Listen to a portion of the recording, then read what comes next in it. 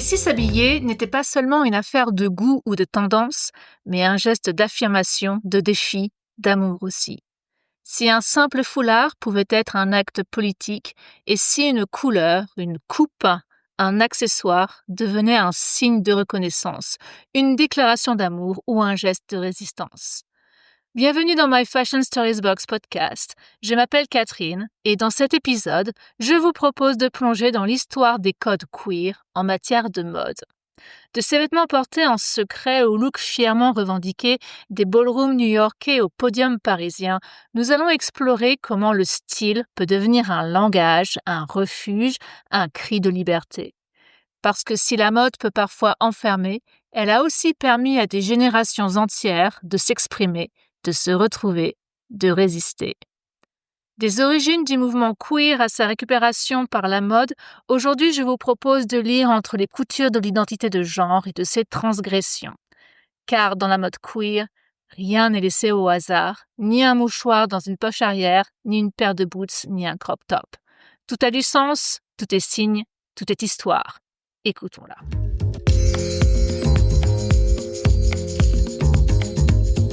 Avant de nous pencher sur l'utilisation du vêtement par la culture queer, prenons quelques instants pour définir cette culture queer et remonter à ses origines. La culture queer désigne l'ensemble des pratiques, des valeurs, des codes, des modes d'expression artistique et des formes de sociabilité développées par et pour les personnes qui ne se reconnaissent pas dans les normes traditionnelles de genre et de sexualité. Elle s'inscrit dans une démarche de remise en question des catégories binaires, hommes, femmes, hétéros, homo, et des modèles hétéronormatifs et cisnormatifs. À l'origine, le mot queer signifie étrange ou bizarre en anglais, et a longtemps été utilisé comme insulte envers les personnes homosexuelles ou dont l'expression de genre ne correspondait pas aux normes sociales, notamment à partir de la fin du XIXe siècle. Ce n'est qu'à partir des années 1980-1990 que le terme a été réapproprié par les communautés LGBTQ+, comme un symbole d'affirmation et de résistance face à la stigmatisation. Le mouvement queer émerge aux États-Unis à la fin des années 1980 dans un contexte où les politiques identitaires gays et lesbiennes dominent les luttes LGBT. L'épidémie de sida et les débats internes autour des frontières de l'identité, genre, orientation, race, classe, poussent à repenser les catégories traditionnelles. La théorie queer s'inspire quant à elle des pensées post-structuralistes et déconstructivistes, notamment celles de Michel Foucault et Jacques Derrida. Des intellectuels comme Judith Butler, Eve Kosofsky-Zegwick, Gloria Anzaldúa ou Teresa de Lauretis jouent un rôle central dans la formation de la pensée queer. Cette théorie remet en cause l'idée que le genre et la sexualité seraient des données naturelles et affirme qu'ils sont construits socialement et historiquement. Dès le début, la culture queer est portée par des activistes qui luttent contre l'oppression et l'exclusion en revendiquant la légitimité de toutes les identités de genre et sexuelles. Le mouvement insiste sur le droit à la différence, la critique des normes dominantes et la création d'espaces où chacun et chacune peut s'exprimer librement. Pour résumer, les caractéristiques de la culture queer sont les suivantes.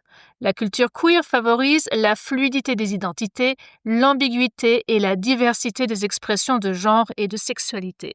Elle encourage à sortir des cases et à questionner les rapports de domination liés au genre et à la sexualité.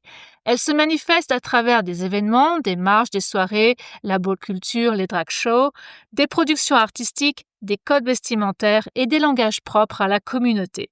La culture queer se caractérise par la réappropriation de symboles, de mots et de pratiques autrefois stigmatisés pour en faire des outils d'affirmation et de résistance. Être queer, c'est aussi porter une critique des normes sociales, revendiquer la diversité et lutter pour la reconnaissance de l'égalité des droits. La culture queer est donc plurielle et évolutive. Elle rassemble des personnes aux identités et aux parcours variés, gays, lesbiennes, bisexuelles, trans, non-binaires, intersexes, etc. et s'enrichit des croisements avec d'autres luttes, antiracisme, féminisme et autres. Le mouvement queer est souvent associé au mois des fiertés et les grands défilés qui ont lieu fin juin. Regardons d'un peu plus près son origine. L'origine du mois des fiertés remonte aux émeutes de Stonewall survenues dans la nuit du 27 au 28 juin 1969 à New York. À cette époque, la communauté LGBTQ+, subissait une forte répression policière et sociale et les descentes dans les bars gays étaient fréquentes. Lors de la descente au Stonewall Inn, bar du quartier de Greenwich Village, les personnes présentes, notamment des personnes trans et racisées, ont refusé de se laisser faire, déclenchant plusieurs jours d'affrontements avec la police.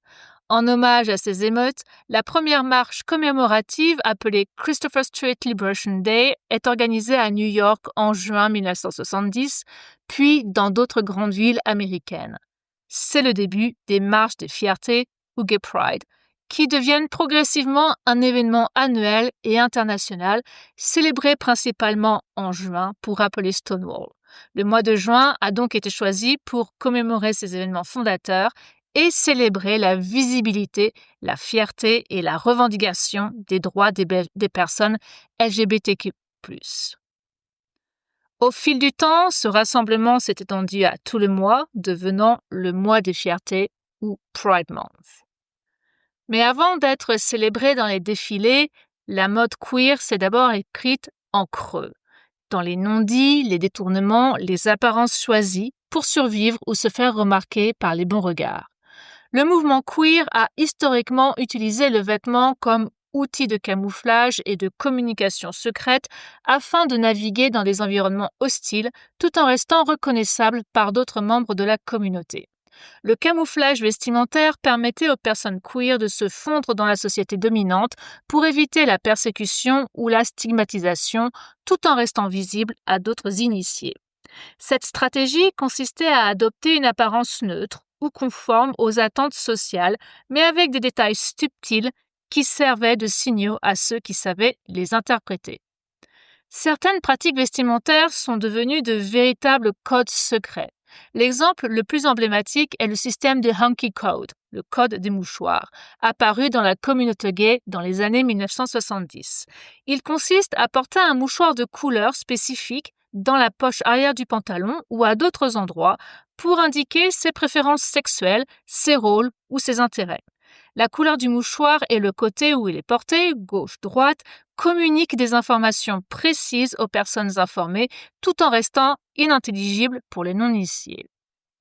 Un autre exemple est le mélange de vêtements traditionnellement masculins et féminins ou l'utilisation d'éléments codés comme les fleurs, les couleurs, bijoux portés d'une certaine manière, qui permettent de signaler une identité queer ou une appartenance à la communauté sans l'exprimer explicitement.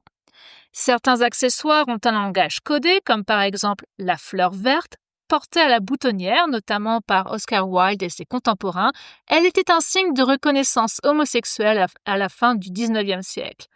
La cravate rouge est un autre symbole utilisé dans certains milieux pour signifier une appartenance ou une sympathie à la cause LGBTQ+. Porter de nombreuses clés à la ceinture a été un code lesbien dans les années 1970 et 1980. La violette est une autre fleur associée à la culture lesbienne et queer, notamment en référence à Sappho et à la Grèce antique. Nous y reviendrons un peu plus tard. À ce langage visuel, il faut y ajouter l'utilisation de certains mots, de certaines expressions, références culturelles ou attitudes qui, pour les personnes initiées, signalent une appartenance ou une sympathie queer. C'est ce qu'on appelle donc le queer coding. Une communication par sous-entendu, clin d'œil ou comportement reconnaissable par la communauté. Si tu sais, tu sais. Mais les codes ne s'arrêtent pas aux coupes. Il y a aussi donc les couleurs. Le rose, par exemple. Jadis, teinte virile, le rose devient dans l'après-guerre un stigmate opposé aux hommes homosexuels dans les camps nazis avant d'être fièrement retourné comme un symbole d'identité et de lutte. Ce qu'il faut savoir, c'est que les codes queer varient selon les époques, les cultures et les sous-communautés. Ils peuvent concerner la mode, les accessoires, la façon de parler ou même les gestes et les postures. Historiquement, ils permettaient de se reconnaître et de se protéger dans des sociétés hostiles. Aujourd'hui, ils servent aussi à affirmer une identité, à créer du lien et à célébrer la diversité au sein de la communauté queer. Plus largement, la mode queer consiste à dépasser les normes de genre à travers l'habillement créant ainsi une esthétique qui peut être à la fois un acte de visibilité politique, mais aussi un moyen de communication interne à la communauté. Cette utilisation du vêtement a donc une double fonction. Une fonction de protection, se protéger des regards hostiles en restant discret ou ambigu, et une fonction de reconnaissance, permettre la rencontre, la solidarité et la communication entre personnes queer grâce à des signes codés. Mais parler de la culture queer implique aussi de parler des stratégies de survie mises en place. L'une d'elles est le passing. Le passing joue un rôle complexe et ambivalent dans la culture queer, en particulier pour les personnes trans et non-binaires. Il désigne la capacité d'une personne à être perçue par la société comme appartenant au genre auquel elle s'identifie, souvent sans que sa transidentité ou sa différence ne soit visible. Pour de nombreuses personnes trans ou LGBTIQ, passer, c'est-à-dire être perçu dans le genre ou l'orientation souhaitée sans que leur différence soit visible, peut être une question de survie, notamment dans des contextes hostiles ou lors de l'accès à l'hébergement, au travail ou dans l'espace public. Être assimilé à la forme cisgenre ou hétérosexuelle permet souvent d'éviter les discriminations, le harcèlement ou les violences. Le passing facilite l'intégration dans des espaces sociaux, professionnels ou administratifs, où la conformité aux normes de genre ou d'orientation est attendue. Plus une personne correspond aux normes dominantes, plus elle sera acceptée facilement au sein des groupes sociaux privilégiés, ce qui peut ouvrir l'accès à des opportunités et à des endroits qui pourraient lui être refusés autrement. Être reconnu dans son identité de genre ou son orientation sans remise en question favorise l'estime de soi et le sentiment d'appartenance. Cela permet aussi d'éviter des situations d'outing non désirées ou d'intrusion dans la vie privée.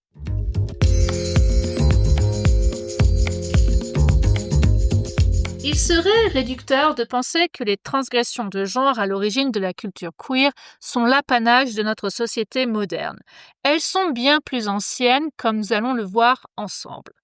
Ainsi, les premières transgressions de genre remontent à l'Antiquité et sont attestées dans de nombreuses civilisations à travers le monde. Dès les premiers écrits de la Mésopotamie, on trouve la trace de personnes vivant sous un autre genre que celui de leur naissance, et des récits similaires existent sur tous les continents. Dans l'Antiquité gréco-romaine, les personnes dites hermaphrodites ou androgynes étaient perçues comme des transgressions de l'ordre sexuel établi, bien que souvent stigmatisées ou marginalisées. Dans la Grèce antique, société patriarcale au possible, une personnalité se détache. Il s'agit de Sappho, poétesse grecque du 7e siècle avant Jésus-Christ. Bien que son cas relève davantage de la transgression des normes sexuelles que de genre, elle est une figure majeure de l'histoire queer. Dans la Rome antique, par exemple, l'empereur Héliogabale, demandait à être désigné au féminin et exprimait le désir d'accéder à une double nature sexuelle. Des figures transgressant les normes de genre apparaissent aussi dans les sociétés traditionnelles comme les Hijras en Asie du Sud, qui occupaient des rôles spirituels spécifiques avant la colonisation européenne. En Europe médiévale et moderne, le travestissement était parfois toléré, notamment pour les femmes souhaitant accéder à des métiers ou à des fonctions qui leur étaient interdits, comme soldats, chevaliers ou moines, tandis que les parcours vers le féminin étaient plus durement réprimés. 2 cas célèbres sont documentés dès le XIVe siècle, comme un certain Roland à Venise en 1355 ou une certaine Elinor à Londres en 1394, tous deux arrêtés pour avoir adopté une expression de genre différente de celle attendue. Une autre figure emblématique de ce travestissement de genre est Jeanne d'Arc, qui portait l'armure et les habits masculins pour mener les troupes françaises lors de la guerre de Cent Ans. Ce fut d'ailleurs l'un des motifs de son procès, son travestissement étant associé à de l'hérésie religieuse et qui la conduira à être brûlée vive en 1431. On rigolait pas avec ça à l'époque. Pendant la Renaissance jusqu'au XVIIIe siècle, porter des vêtements associés au sexe opposé pouvait être toléré, notamment pour les femmes souhaitant se faire passer pour des hommes afin de voyager, de travailler ou de s'engager dans l'armée. Le XVIIIe siècle et le XIXe siècle offrent quelques exemples de transgressions de genre, allant du travestissement pour des raisons professionnelles ou de survie à l'affirmation publique d'une identité de genre différente, malgré la répression et la stigmatisation. Au XVIIIe siècle, les femmes libertines, ancêtres des courtisanes, ont défié les rôles traditionnels, participant activement à la remise en question des normes sociales, morales et sexuelles de leur temps. Elles abandonnent les habits traditionnels féminins, simplifient leur tenue et adoptent parfois des vêtements plus confortables ou inspirés du vestiaire masculin, symbolisant ainsi leur volonté de s'extraire du fâcheux esclavage des normes sociales. Le XVIIIe siècle voit aussi l'émergence de femmes qui acquièrent un pouvoir intellectuel plus important. Elles tiennent des salons, elles écrivent, elles débattent et elles participent à la vie littéraire et philosophique, s'appropriant des espaces traditionnellement masculins. Certaines, comme dans le livre Les liaisons dangereuses, utilisent les armes de la séduction, de la manipulation et de l'esprit pour rivaliser avec les hommes. Face à l'imaginaire libertin dominant où la femme est souvent réduite à une proie, certaines femmes libertines proposent un contre-modèle. Elles prennent en main leur propre formation, revendiquent leur droit au plaisir et à l'autonomie et participent à la construction de nouveaux récits sur la féminité et la sexualité. Certaines femmes, comme Mademoiselle de Ville, utilisent leur liberté sexuelle et leur habileté pour s'assurer une indépendance financière, accumulant une fortune qui leur permet d'échapper à la tutelle masculine. Une autre personnalité du XVIIIe siècle est le chevalier d'Éon. Diplomate, espion et soldat français, le chevalier d'Éon a vécu une partie de sa vie en tant qu'homme et une autre en tant que femme, revendiquant publiquement son identité féminine à partir de 1777. Sa vie a suscité fascination et débat sur la fluidité du genre à la cour de France et en Angleterre. Première femme à avoir fait le tour du monde, Jeanne Barret s'est déguisée en homme pour embarquer comme assistant botaniste lors de l'expédition de Bougainville entre 1766 et 1769. Sa transgression des normes de genre lui a permis d'accéder à un espace réservé aux hommes sans éveiller les soupçons de ses compagnons de voyage. Intéressant. Le XIXe siècle voit la persistance du travestissement, souvent associé à la prostitution ou à la criminalité dans les archives judiciaires. Les femmes qui portent des habits masculins peuvent être soupçonnées de vouloir accéder à des espaces ou des métiers interdits ou de cacher leur identité pour des raisons de sécurité ou d'autonomie. Tout comme durant la période antique, les personnes dites hermaphrodites ou androgynes sont perçues comme transgressant l'ordre sexuel et établi. Leur existence trouble la division binaire des sexes et elles sont souvent stigmatisées, voire persécutées. Les romans gothiques du XIXe siècle mettent fréquemment en scène des personnages féminins qui défient les rôles de genre traditionnels, incarnant une forme de transgression sociale et morale. Ces figures littéraires participent à la remise en question des normes de genre de l'époque. Dandy, Courtisane et George Sand sont d'autres figures qui, par leur apparence, leur mode de vie ou leur œuvre, ont remis en cause les rôles traditionnels de genre et ouvert la voie à une réflexion sur l'identité, la liberté et la différence dans la société du XIXe siècle. Le dandyisme est une forme de révolte contre les normes sociales et bourgeoises du XIXe siècle. Le dandy, par son culte de l'élégance, de l'originalité et de la différence, cherche à s'affirmer en dehors des conventions, y compris celles liées au genre. Son apparence travaillée, parfois androgyne, incluant port du corset, silhouette musclée, et son attitude provocatrice remettent en question la masculinité traditionnelle et la conformité sociale.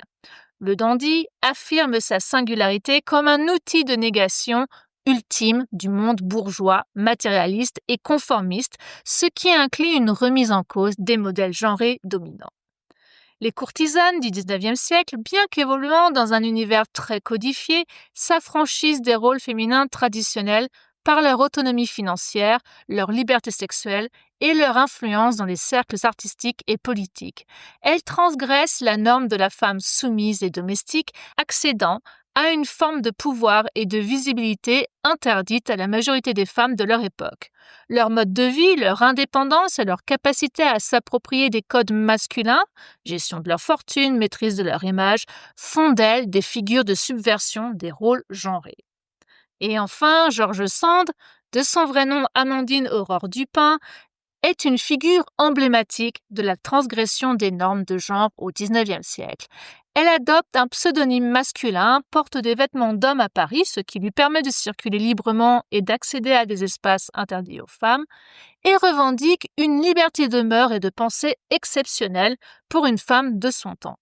Par ses choix de vie, son œuvre littéraire et son engagement, George Sand incarne une contestation active des assignations de genre et milite pour l'émancipation des femmes. Autre symbole, celui des années 1920 et de la société post-Première Guerre mondiale, les garçons adoptent des vêtements et des coiffures traditionnellement masculins, cheveux courts, pantalons, costumes, brouillant la frontière entre masculin et féminin et remettant en question la différenciation sexuelle par l'habillement.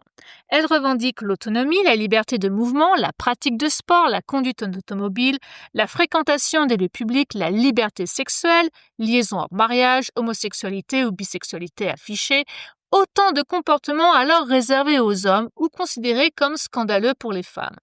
La garçonne incarne la femme moderne, affranchie des contraintes sociales et morales, et devient une figure qui bouleverse l'ordre social et sexuel, suscitant fascination et rejet dans la société de l'époque. La garçonne ne se contente pas d'imiter l'homme, elle invente une nouvelle féminité, à la fois androgyne et sensuelle, qui subvertit les attentes traditionnelles sur le genre et la sexualité. Le phénomène garçon s'inscrit dans un mouvement d'émancipation féminine et de revendication de l'égalité des sexes, préfigurant la femme contemporaine. Au XXe siècle, des gestes simples comme fumer un cigare pour une femme étaient encore considérés comme des transgressions de genre jusque dans les années 1970-1990. Il y a encore du travail à faire. Mais au-delà de la tenue et des codes associés, les lieux dits queer jouent un rôle central dans la culture queer, tant pour la construction des communautés que pour la préservation de la mémoire, la création artistique et la lutte politique. Historiquement, des bars et clubs comme le Stonewall Inn à New York ou le Village à Paris ont été des espaces de résistance, de socialisation et d'organisation politique. À Londres, le quartier de Soho, avec des établissements comme le pub Admiral Duncan ou la Royal Vauxhall Tavern, sont des épicentres de la vie LGBTQ+. Depuis le XVIIe siècle, accueillant spectacles, drag shows et événements militants. Les librairies et centres culturels comme la librairie Gaze the World à Londres, fondée en 1979, sont devenus des institutions où la communauté peut se retrouver, s'informer et débattre. Qtopia Sydney, musée et centre culturel, propose des expositions sur l'histoire queer, la crise du sida, les droits humains et la représentation dans les médias. Les musées et espaces d'exposition, comme aussi le Tate Britain ou le The Museum of London, mettent en avant des artistes et l'histoire LGBTQ+, contribuant à la reconnaissance et à la valorisation de la culture queer.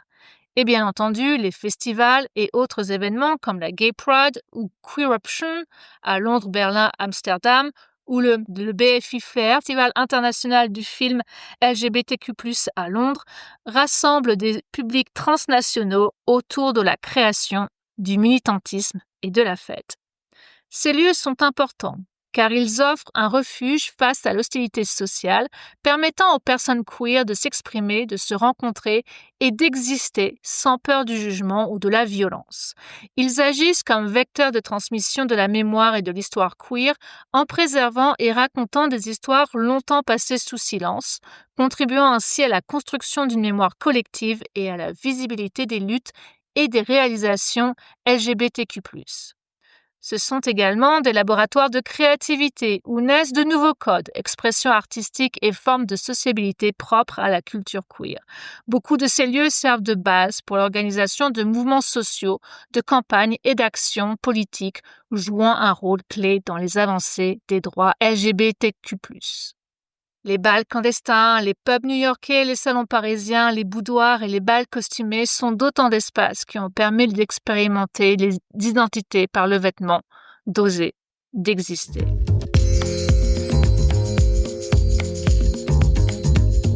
S'habiller pour se camoufler, oui, mais aussi pour se revendiquer.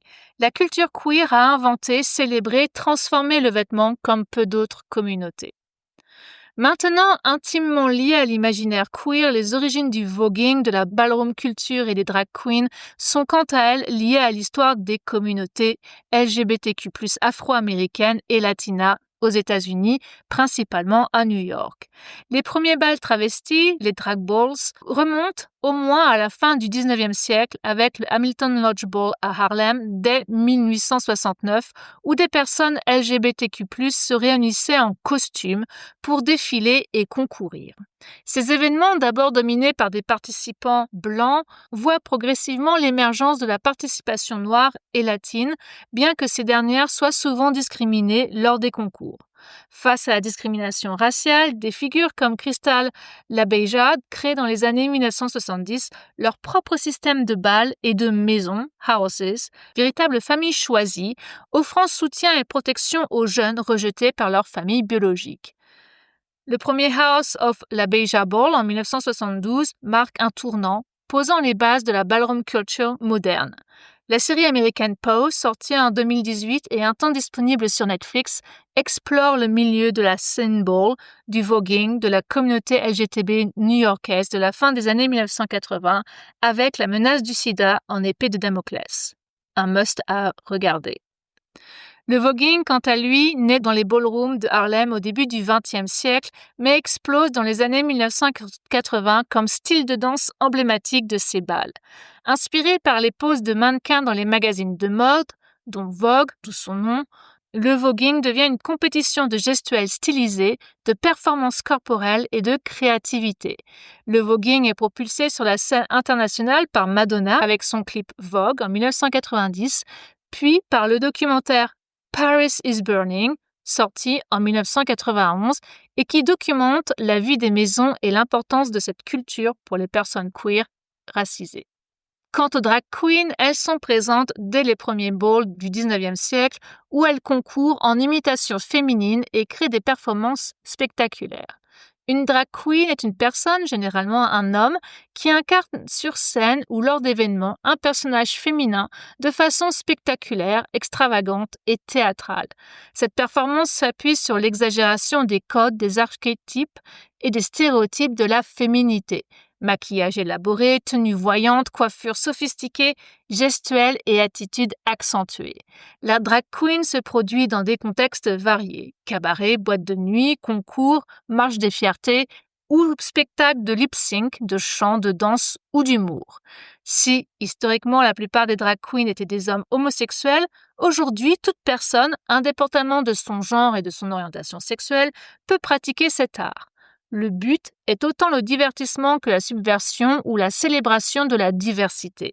La drag queen jouant souvent un rôle de figure emblématique dans la culture queer et LGBTQ+. Les concours de drague deviennent un pilier des ballrooms avec des catégories variées comme le costume, l'attitude, la realness, etc. Si la scène drague existe dans divers milieux, la ballroom culture lui donne une dimension communautaire, politique et artistique, notamment chez les personnes trans et racisées, qui trouvent dans ces espaces un lieu d'expression, de reconnaissance et de résistance.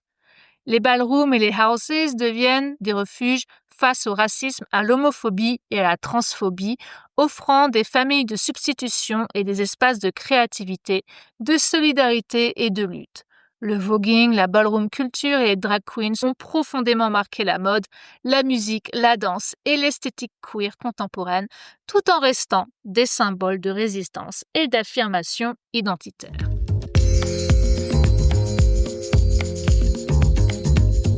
L'appropriation d'éléments du vestiaire opposé, qu'il s'agisse de costumes, de smoking, de robes ou d'accessoires, est un moteur central de la mode queer et gender fluid depuis le XXe siècle et continue toujours de façonner la mode contemporaine en remettant en cause la binarité des genres.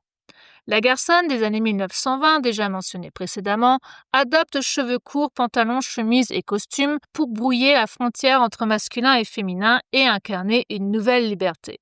Toujours dans les années 1920, à New York, les drag balls permettent aux hommes gays et aux personnes trans de se produire en tenue féminine flamboyante, loin des regards moralisateurs.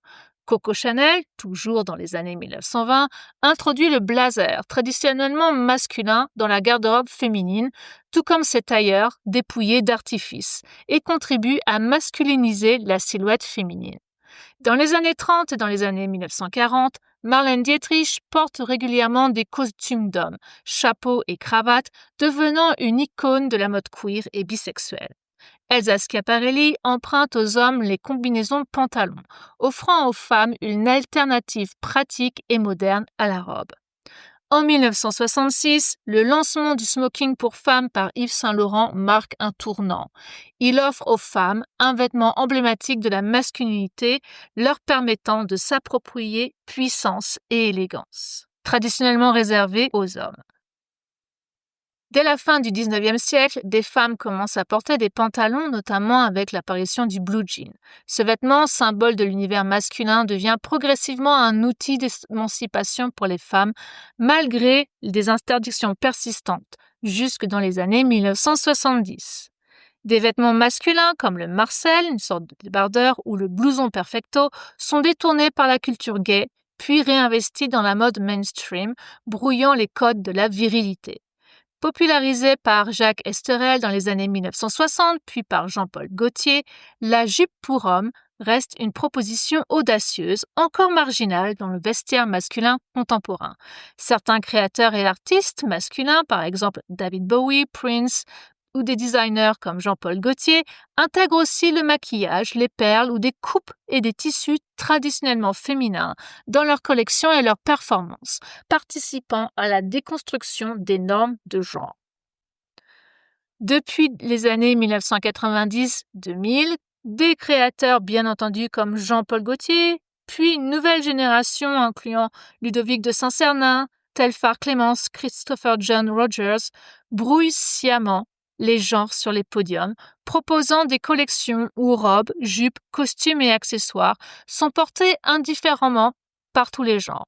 Et que dire du premier défilé printemps-été 2026 de Jonathan Anderson pour Dior Homme, montré pendant la dernière Paris Fashion Week de juin 2025, reprenant les concepts du New Look et du femme fleur appliqués à des pantalons. Des artistes comme Harry Styles, Pedro Pascal ou Billie Eilish jouent publiquement avec les codes vestimentaires du genre opposé. Robes, jupes, perles, vernis à ongles pour les uns, vêtements amples, survêtements et codes masculins pour les autres, popularisant l'androgynie et la mode queer auprès du grand public. La scène club et drag, comme look excentrique des clubs kids new-yorkais, le glamour des drag queens comme RuPaul, ou encore l'esthétique du voguing avec talons, taillettes, maquillage outrancier, inspire la haute couture contemporaine.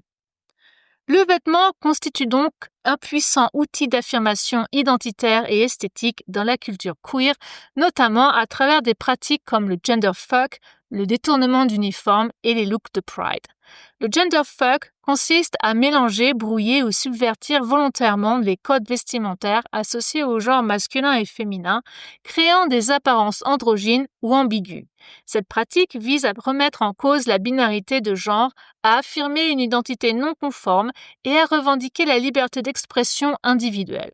Par exemple, porter simultanément des éléments traditionnellement masculins et féminins, robe avec bottes militaires, maquillage sur barbe, tailleur avec cravate et talons, ou jouer sur les coupes, matières et accessoires pour créer un look inclassable. Le détournement d'uniformes, qu'ils soient militaires, policiers, ouvriers, marins, scolaires, religieux, etc., est fréquent dans la mode queer et LGBT. Il s'agit d'approprier des symboles d'autorité, de virilité ou d'oppression pour les transformer en signes d'affirmation, de désir ou de subversion. Le marcel, le tricot de marin, la casquette de cuir, le perfecto ou encore les tenues militaires détournées par la culture gay et queer dès les années 1970-1980 deviennent des emblèmes de résistance et de visibilité. Ce détournement vise souvent à retourner contre les groupes homophobes leurs propres symboles, à jouer avec l'érotisation des codes virils ou à créer une esthétique de puissance et d'ironie. Je ne sais pas pour vous, mais moi, ça me fait penser au groupe The Village People et à leur chanson YMCA. D'ailleurs, la légende raconte que fin des années 1970, deux producteurs français, Jacques Morali et Henri Bellelot, passant devant une auberge de jeunesse pour garçons à New York, appelée YMCA, auraient eu l'idée d'une chanson un petit peu ambiguë, ayant pour sujet des garçons couchant, dormant ensemble. Et ils auraient croisé un Indien dans une partie de New York appelée le village, The Village, d'où le nom du groupe, puis un homme portant un chapeau de cow-boy dans un bar du même quartier, connu pour être le repère des marginaux de tous bords, auquel se serait rajouté un travailleur du bâtiment avec son casque de chantier, un policier en uniforme, un soldat, un motard. Bref, la communauté gay d'Amérique, mais aussi de toute la planète, s'est rapidement reconnue dans ces clichés masculins et le groupe a rencontré son public. Et enfin, les looks arborés lors de marches de fierté, les Gay Pride, sont souvent spectaculaires, colorés, exubérants et délibérément non conformes. Ils servent à la fois de célébration de la diversité et de revendication politique. Les caractéristiques de ces looks sont un mélange de genres, avec des paillettes, des drapeaux arc-en-ciel, des slogans sur les vêtements, le détournement de stéréotypes, par exemple drag queen, des plumes, du latex, de la transparence, des paillettes, des tenues de cuir, des uniformes revisités. L'affirmation de la liberté corporelle et du droit à la visibilité. Ces looks créent une esthétique collective, favorisent la reconnaissance entre membres de la communauté et affichent publiquement la fierté d'être soi. Et d'ailleurs, les créateurs de mode ne s'y trompent pas. Des artistes et créateurs ont intégré des éléments queer, androgynes et non-binaires dans leurs performances et collections, popularisant l'esthétique queer à l'échelle mondiale. Les principaux designers queer se distinguent par leur créativité, leur engagement pour la diversité et leur capacité à bousculer les normes de genre dans la mode. Yves Saint Laurent, avec Pierre Berger, a introduit le smoking pour femmes dans les années 1960 et une esthétique androgyne qui a marqué l'histoire de la mode. Jean-Paul Gaultier, surnommé l'enfant terrible de la mode, a révolutionné la mode avec ses créations androgynes, ses jupes pour hommes, ses castings inclusifs et ses hommages constants à la culture queer. Par exemple, son défilé avec Conchita Wurst en mariée. Alexander McQueen, connu pour ses défilés subversifs, a souvent puisé dans l'imaginaire queer, la fluidité de genre et la provocation artistique. Mais aussi Giorgio Armani, Gianni Versace, Dolce & Gabbana, Marc Jacobs, John Galliano, Thierry Mugler, Karl Lagerfeld, Azzedine Alaïa, Dries Van Noten, Pierre Balmain, Christian Dior, qui, souvent ouvertement gays ou alliés, ont profondément influencé la mode en intégrant des éléments queer et en brouillant les frontières du genre. Plus proche de nous pourrions rajouter Harris Reed, créateur non-binaire célèbre pour ses silhouettes dramatiques et fluides, qui revendique un style démesurément queer et qui milite pour l'inclusivité. Un autre nom est Telfar Clemens, fondateur de Telfar. Il prône une mode accessible, inclusive et communautaire, avec le slogan « It's not for you, it's for everyone ». Ce n'est pas pour vous, c'est pour tout le monde. Willy Chavarria, un designer latino ouvertement gay, mêle activisme politique, culture de la rue et tailoring sophistiqué. M.I. Leggett, Official Rebrand, propose quant à lui des vêtements upcyclés, non genrés, avec une approche punk et environnementaliste. Ashish Gupta, un designer britannique d'origine indienne, est connu pour ses collections provocantes et ses messages politiques explicites en faveur de la communauté queer. Un autre nom serait celui de Simon Porte-Jacquemus, créateur français, ouvertement gay, qui intègre dans ses collections des inspirations issues de la culture populaire, du monde ouvrier et de l'esthétique queer. Des maisons comme Balenciaga ou Vêtements flirtent régulièrement avec les codes queer et la déconstruction des genres, notamment dans leur casting et leurs choix stylistiques. Et enfin, last but not least, Comme des garçons, qui est une marque pionnière dans l'exploration de l'androgynie et de la non-conformité. L'adoption de vêtements traditionnellement associés à l'autre genre, le smoking féminin, la jupe pour homme, les costumes sur femmes, les robes sur hommes, la coupe de cheveux courte chez les femmes ou encore l'utilisation du maquillage et des accessoires sans distinction de genre, sont au cœur de la mode queer. Le détournement d'uniformes et de symboles d'autorité, tout comme l'intégration d'éléments BDSM ou fétichistes, cuir, harnais, chaînes, sont des marqueurs forts de la culture queer, souvent repris dans la haute couture. La mode queer privilégie l'expression personnelle, la créativité et l'audace, avec des vêtements colorés, des motifs exubérants, des coupes non conventionnelles et une grande liberté dans l'assemblage des pièces. Et que dire des icônes queer qui ont marqué la mode? Ce sont des figures qui ont marqué l'histoire par leur style audacieux, leur rupture avec les normes de genre et leur influence sur la culture queer et la mode. Elles proviennent de milieux variés, artistes, créateurs, figures historiques ou contemporaines, parmi lesquelles nous pouvons citer Oscar Wilde, le Chevalier d'Éon et Jeanne d'Arc, que nous avons vus précédemment, mais aussi Frida Kahlo, artiste mexicaine connue pour son style androgyne, ses autoportraits et sa revendication de la bisexualité. Joséphine Baker, artiste franco-américaine du XXe siècle, icône queer par son engagement et son style. Ou encore Jean Cocteau, poète, cinéaste et artiste dont l'esthétique et la vie privée ont inspiré la culture queer. Sans oublier, bien évidemment, David Bowie, chanteur et performeur pionnier de l'androgynie et des looks queer dans la pop culture. Mais aussi Madonna, artiste pop, muse de la communauté LGBTQ+, et célèbre pour ses looks transgressifs et son soutien aux droits queer. Lady Gaga, une autre chanteuse et performeuse, icône queer, pour ses looks extravagants et son engagement militant. Billy Porter, acteur et chanteur, qui est connu pour ses tenues spectaculaires sur les tapis rouges, brouillant les gens. Et bien entendu, RuPaul, drag queen et présentateur du RuPaul's Drag Race, figure majeure de la visibilité drag et queer.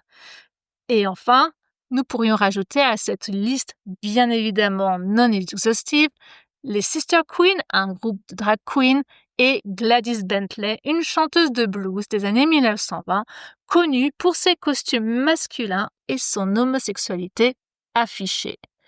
Et j'aurais pu également mentionner Colette.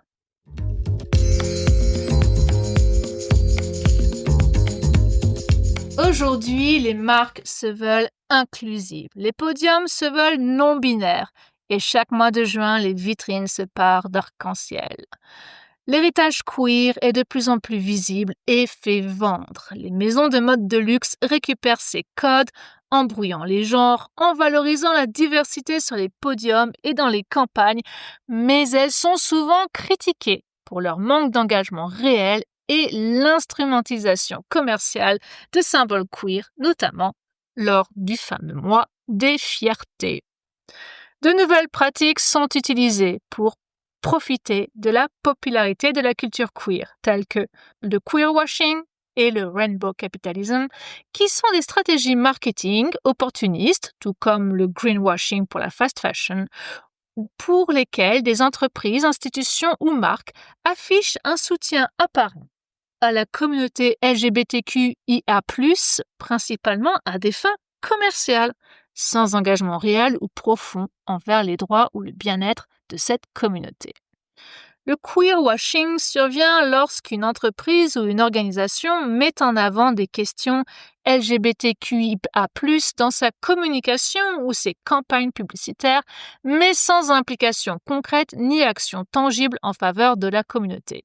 Par exemple, utiliser des symboles LGBTQIA+, comme le drapeau en arc-en-ciel, des slogans inclusifs lors du mois des fiertés ou dans des publicités, alors que l'entreprise ne soutient pas réellement ses droits, avec une absence de politique interne inclusive, des dons à des associations, etc. Le rainbow capitalism, aussi appelé rainbow washing, désigne l'utilisation commerciale de symboles et du militantisme LGBTQIA+, pour accroître les ventes ou l'image de marque sans véritable engagement social ou politique.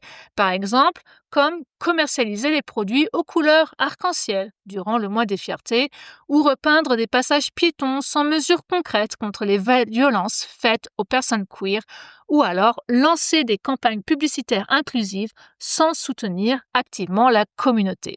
Cette stratégie permet aux entreprises de se donner une image progressiste et tolérante.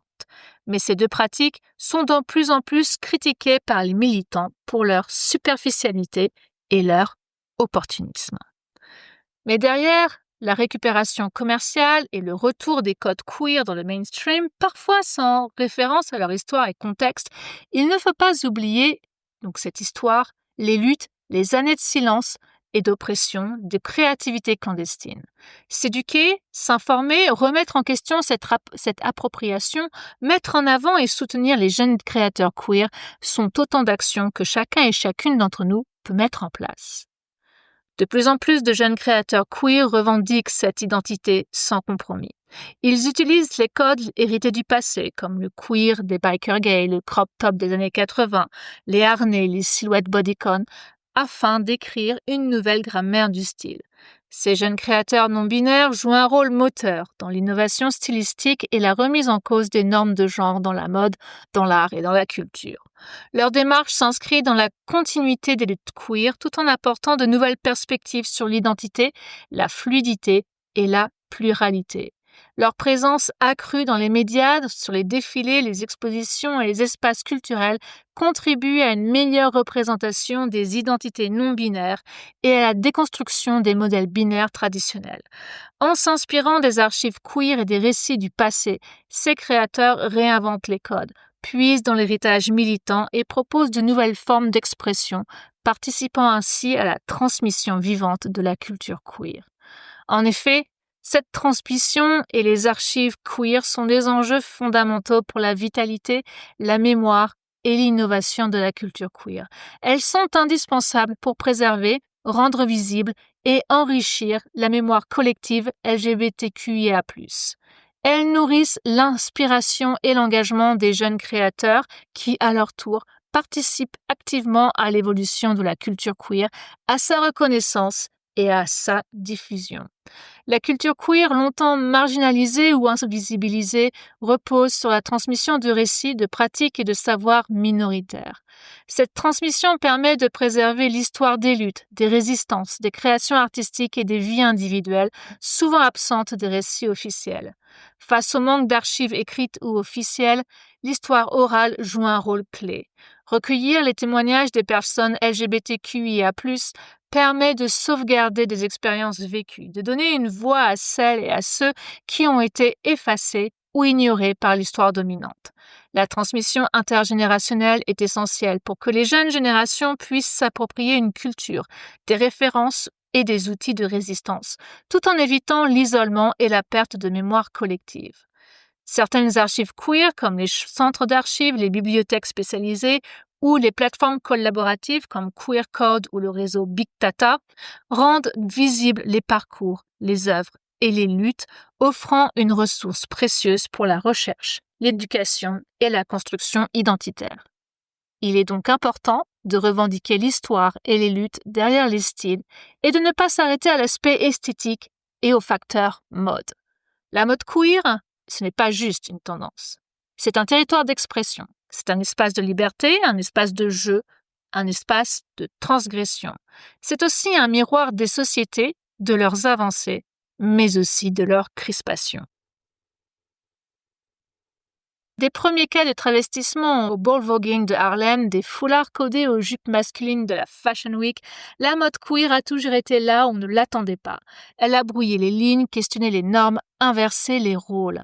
Alors, la prochaine fois que vous croiserez une silhouette un peu décalée, un style exubérant ou une association improbable, demandez-vous: et si c'était un message, une histoire, une revendication?